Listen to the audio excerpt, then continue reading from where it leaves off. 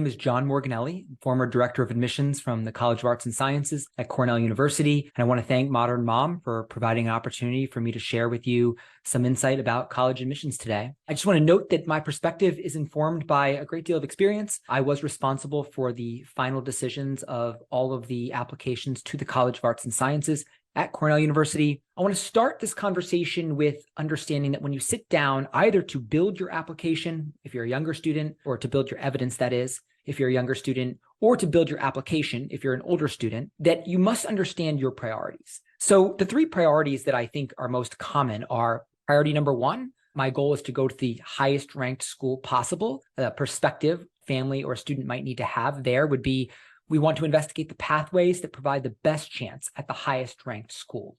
That often means that we're going to move students from their actual majors to prospective majors that will still allow them to declare the major that they ultimately want.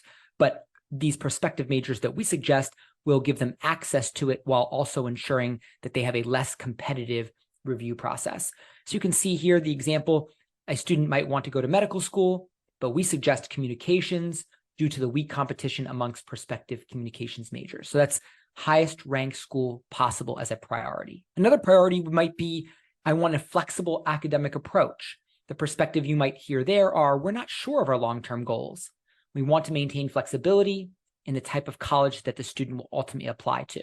In this example, maybe a student is unsure whether to apply to the business college or to the arts and sciences college, and they want the opportunity, depending on the university that they're applying to apply to both. An example like that, where we would build a story that is public economics, and that would provide a student an opportunity to apply to business schools if they wanted to, but also apply to the arts and sciences economics program because of the community public focus. Or the third priority, which is there's already an established passion, and now we're trying to either enhance the exploration or to build our application around it. That perspective would be our students passionate about a specific academic area, and we want to support building a strategic application in that area. An example here would be a student in 11th grade, maybe has already developed a pretty significant engagement list connected to computer science. And so we come to a conclusion, although computer science is quite competitive, that it's too late and there's too much evidence to change. And so we build the best story possible around the engagement evidence that we have. It's really important that students recognize that those priorities are often competing. And it's important to have a hierarchy of those priorities so that you can make the right substantive decisions when you're building your evidence or building your application. Why does this matter? It matters because all of the universities that you apply to, for the most part, are going to have undergraduate college types. And that means that the first question on most of these applications on the supplement is, what college at the university are you applying to? And so most typically at the undergraduate level, you have business colleges, engineering colleges, and arts and sciences colleges. You can see at the bottom of the screen, there are specialty colleges out there, like at Cornell, they have the College of Agriculture and Life Sciences, the College of Industrial Labor Relations, etc. Those are more rare than typical. The three most typical undergraduate colleges are business, engineering, and arts and sciences. And it's important to recognize that when you apply to a university, they are asking you, which college type are you applying to?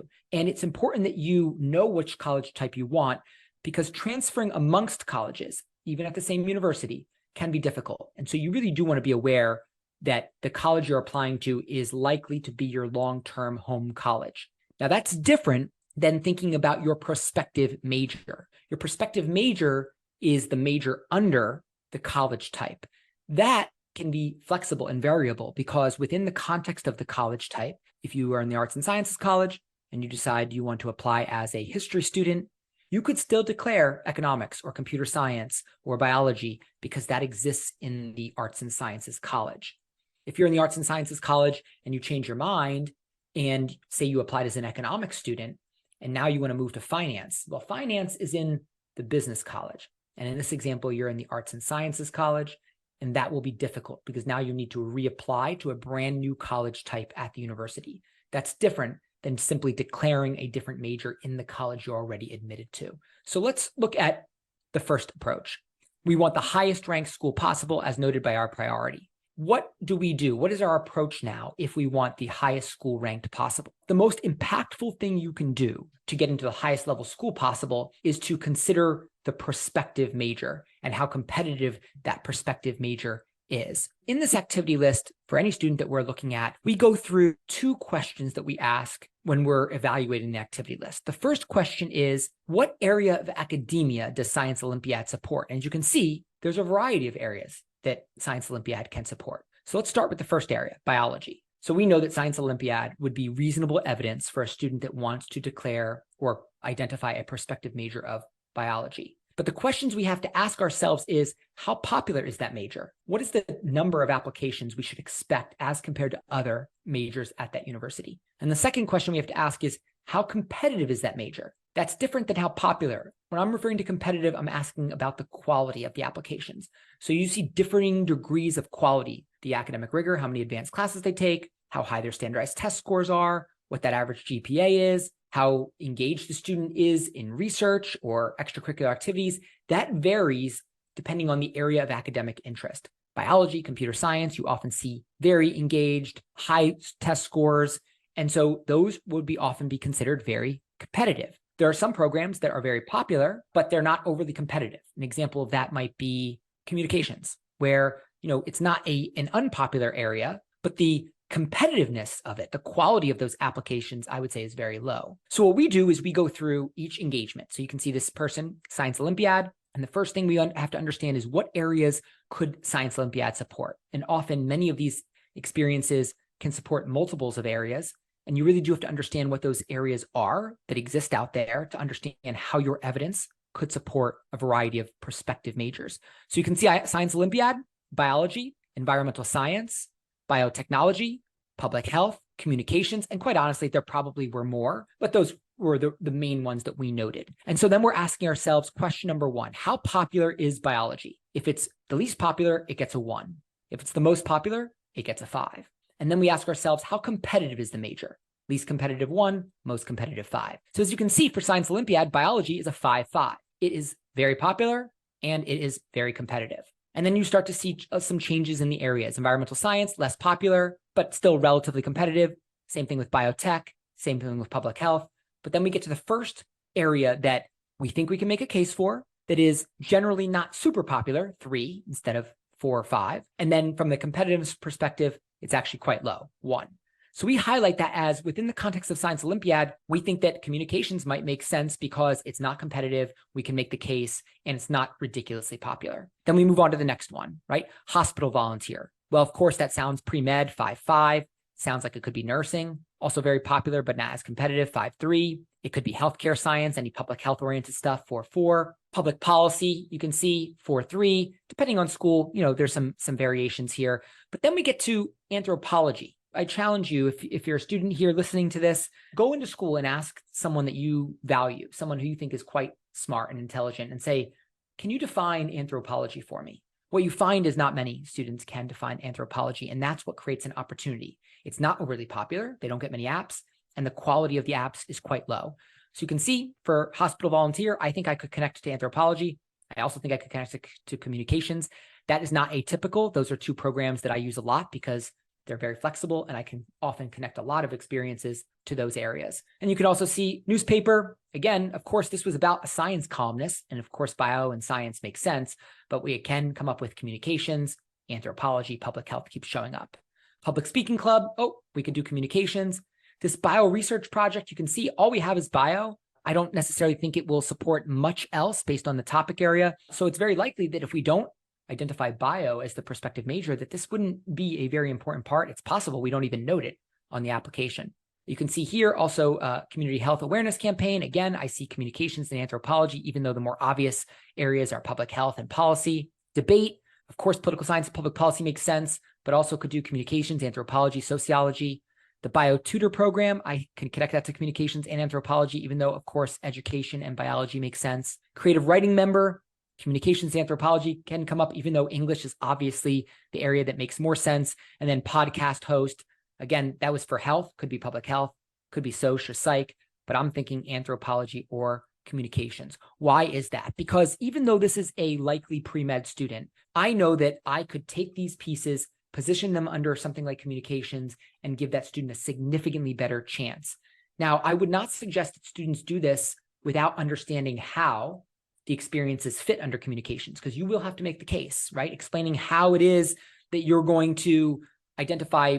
I probably wouldn't even put hospital volunteer down because it sounds too pre-med, but let's just say for argument's sake that we're talking about the community health awareness campaign. How are we going to put that under communications? Of course, we're going to talk about messaging and platform. How do we deliver messages? What's the difference between messages to different demographic groups? There's lots of ways to connect it, but you have to know how to do it because the reader is going to be wondering.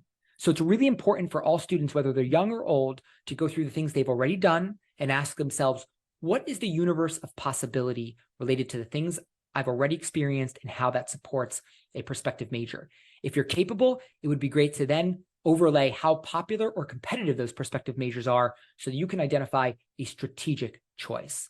So you can see, if we're focused on the highest ranked school possible, we go through a very in-depth review of everything the student's done or identify all the things the students could do to develop the most strategic pathways. Sometimes students want flexible academic approaches.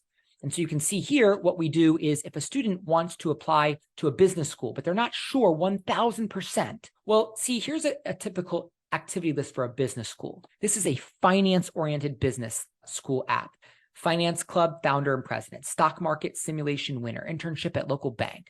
That sounds like finance. You could never take this activity list and apply to an arts and sciences college with it because it doesn't sound like economics and arts and sciences. It sounds like business or finance in the business college. This is also a business-oriented activity list. But you can see this one was designed to be flexible for arts and sciences economics majors, meaning you could apply to a finance program if you wanted with this activity list. But you also have the flexibility to apply to an arts and sciences program because we're identifying public economics and focusing on aspects that impact real people in their communities with real issues that we think would move the needle on the conversation of how do we distribute scarce resources in a community of disparate needs. So there's a difference between a finance story and an economic story. Economics works for both business and arts and sciences colleges.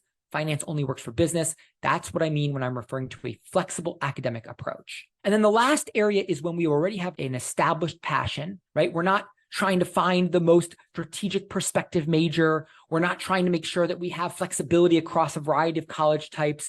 We simply have a student that knows what they love, and we're going to build evidence accordingly. When I meet a student like that, of course, what I'm focused on is making sure that I can identify any void in the experience or the narrative. And oftentimes, in many instances, that manifests as the student never really localized, personalized their investigation. Now, certain areas are more difficult than others. Of course, if you're doing public policy, it's pretty easy to localize your area because there's public policy articles in the newspaper all the time. But if you're investigating something like computer science, which by the way is a very difficult way to apply to college, it's sometimes harder for the students to understand how to personalize or localize their connection to that major. So here's just an example of what we do. We send students ideas about what's happening in their community. So you can see here in Bethlehem, Pennsylvania, for investigating computer science, there's a organization called Ben Franklin Tech, high-tech workspace community for early stage companies located at Lehigh University, where I used to work. And so we start to ask ourselves questions about that space.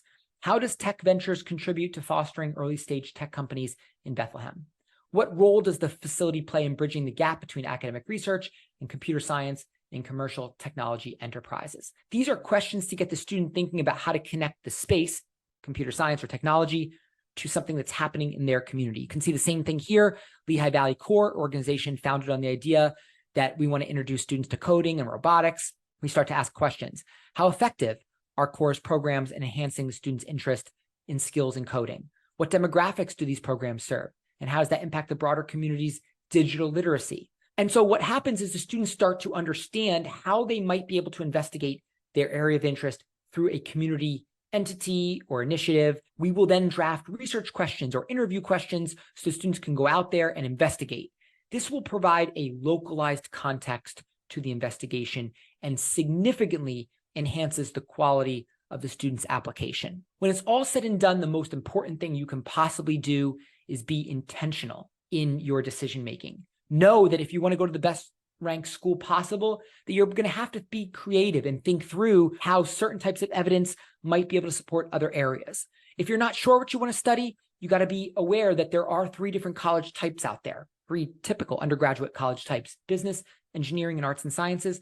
And you simply want to make sure you understand how your story can fit under one of them Or if you really aren't sure, that you are aware of what types of academic stories can span multiple college types. And then the final part is, if you already have identified your passion and you don't necessarily want to make any changes to this academic story, you want to be aware of what void you have in that story. Is there a void in experience? Is there a void in the narrative? Most of the time, it's not the experience. We have the clubs, we have the summer programs. The issue is the story, the theme, the synergies across the experiences doesn't exist. And so what we're trying to do is identify a piece of experience, a void in that experience that might kind of pull it all together and create a more cohesive overall narrative. I hope that this was helpful for you today, and I look forward to sharing more information with you in the future. Thank you to Modern Mom for this opportunity, and hopefully have an opportunity to do this again sometime soon. Thank you, and have a great application season.